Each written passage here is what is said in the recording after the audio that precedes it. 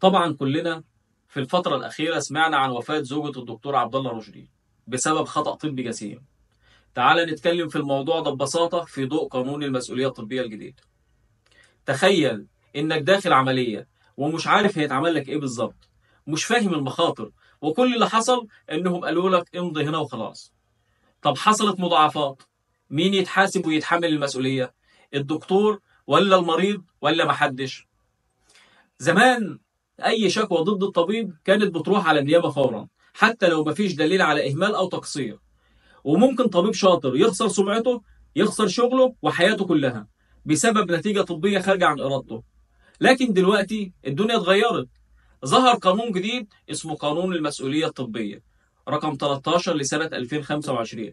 حط النقط على الحروف، فهمنا امتى نقول ده خطأ طبي وامتى نقول دي جريمة لازم يتحاسب عليها اللي عملها. أول حاجة، مش أي مضاعفات تعتبر جريمة.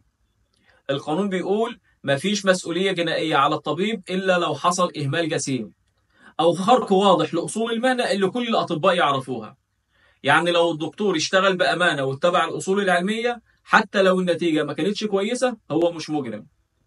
لكن في المقابل المريض بقى له حقوق واضحة، لازم يعرف حالته كويس، لازم يعرف المخاطر والبدائل، لازم يوافق وهو فاهم مش مغلوب على أمره.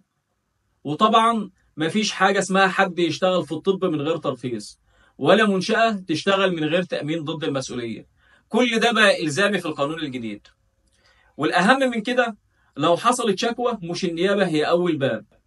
في لجنة اسمها لجنة المسؤولية الطبية، ناس متخصصين هم اللي يقولوا رأيهم الأول، هل اللي حصل خطأ فعلا ولا دي مضاعفات عادية. يعني خلاص مفيش حد هيتظلم، لا طبيب بريء ولا مريض اتعرض لإهمال. القانون مش ضد الأطباء ولا ضد المرضى، القانون ضد الفوضى، ضد العبث بحياة الناس.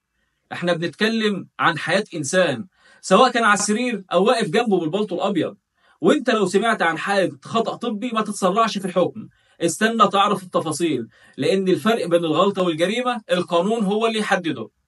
وفي النهاية لو مهتم بالقانون تابعني.